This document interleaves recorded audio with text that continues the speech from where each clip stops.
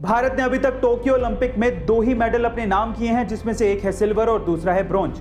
मजे की बात यह है कि दोनों के दोनों मेडल्स भारतीय महिलाओं ने भारत के लिए जीते हैं, जिसमें से पीवी संधू पहली ऐसी भारतीय महिला बन गई हैं जिन्होंने इंडिविजुअली 2 ओलंपिक मेडल्स अपने नाम किए हैं।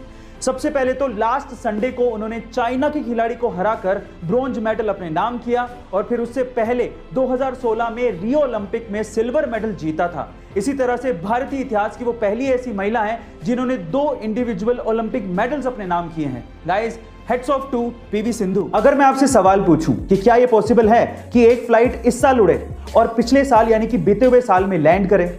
मैं कोई मिस्टीरियस घटना की बात नहीं कर रहा हूं, मैं इन जनरल पूछ रहा हूं, क्या ये पॉसिबल है? जी हां, ये पॉसिबल है और ये हुआ भी है।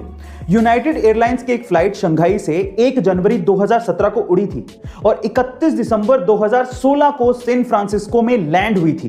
अब ये सिंपल लॉजिक है। देखिए, उस दिन न्यू ईयर था और हर एक कंट्री का टाइम जोन अलग अलग होता है, इस वजह से ऐसा हुआ था। ये कोई मिस्टीरियस घटना नहीं है। गाइस, आपको ये इंटरेस्टिंग इंफॉर्मेशन कैसी लगी कमेंट सेक्शन में जरूर लिखिएगा। कई लोग अपने खाने को गर्म करने के लिए माइक्रोवेव को यूज करने से डरते हैं, क्योंकि उन्होंने कहीं ना कहीं से सुना होता है कि माइक्रोवेव आपके खाने के हेल्दी एलिमेंट्स और न्यूट्रिशंस को खत्म कर देता है, लेकिन यह बिल्कुल गलत है।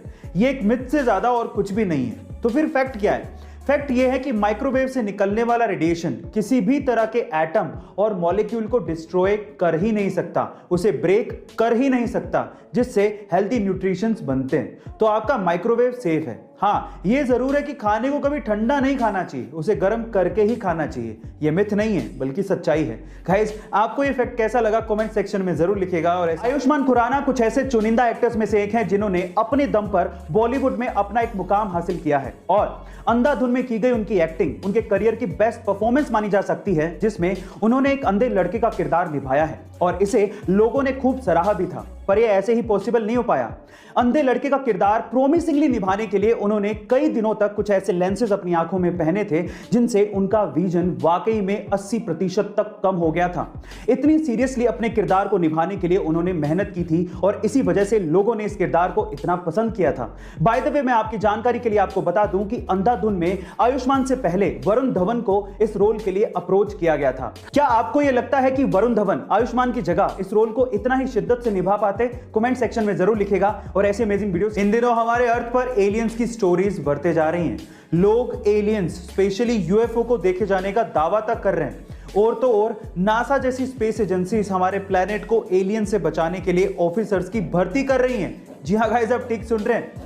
नासा की इस ऑफिशियल पोजीशन का नाम है प्लैनेटरी प्रोटेक्शन ऑफिसर्स, जिसके लिए नासा सालाना $1,87,000 यानी कि लगभग 1.5 करोड़ रुपए तक पे करेगी। गाइस, क्या आपका रिज्यूम तैयार है? लेकिन थांबा, इसके लिए आपको एडवांस प्लैनेटरी प्रोटेक्शन की नॉलेज होनी चाहिए। आप जाना चाहेंगे? कमेंट सेक्शन में जरूर लिखिएगा। और आजकल स्मार्टफोन सबके पास है और उसके बहुत जल्दी डिस्चार्ज होने की प्रॉब्लम और उसके हैंग होने की प्रॉब्लम अमूमन सबको आती है। तो उसी से रिलेटेड आज मैं आप लोगों को कुछ टिप्स बताता हूं। सबसे पहले, अगर आपको कहीं जाना है और आपका स्मार्टफोन चार्ज नहीं है और आपके पास समय भी कम है, इन दैट केस आप उसे एरोप्लेन मोड में चार्ज करिए, वो बहुत जल्दी चार्ज हो जाएगा। दूसरा, अगर आपका मोबाइल फोन धीरे धीरे डिस्चार्ज हो रहा है और आपके पास चार्जर भी नहीं है, इन दैट केस अगर आप ये चाहते हैं कि इमरजेंसी के लिए मेरा फोन ऑन रहे और मैं एक कॉल कम से कम कर सकूं, तो भी आपको एरोप्लेन मोड या इमरजेंसी मोड बहुत काम आएगा। और तीसरा, अगर आपका फोन हैंग हो रहा है, इन दैट केस अपने फोन को चार्जर पे लगाइए, वो नॉर्मल हो जाएगा। गाइस, आपको ये टिप्स एंड ट्रिक्स कैसी लगी कमेंट सेक्शन में जरूर। बहुत से लोग, इनफैक्ट एलोन मस्क भी इंसानी बस्ती को मार्स पे बसाना चाहते हैं, पर सवाल यह है कि हमने मार्स को ही क्यों चुना? चलिए मैं आपको इसके रीजन बताता हूं। सबसे पहला रीजन यह है कि मार्स ना ही ज्यादा गर्म है और ना ही ज्यादा ठंडा है। दूसरा, मार्स की मिट्टी में नमी पाई गई है। तीसरा, वहां पर पर्याप्त मात्रा में सनलाइट आती है जिससे हम लोग सोलर पावर पैदा कर सकते हैं। चौथा, मार्स के चारों तरफ एटमॉस्फेयर है जो कि हमें सन से आने वाली हार्मफुल कॉस्मिक रेज से बचा सकता है।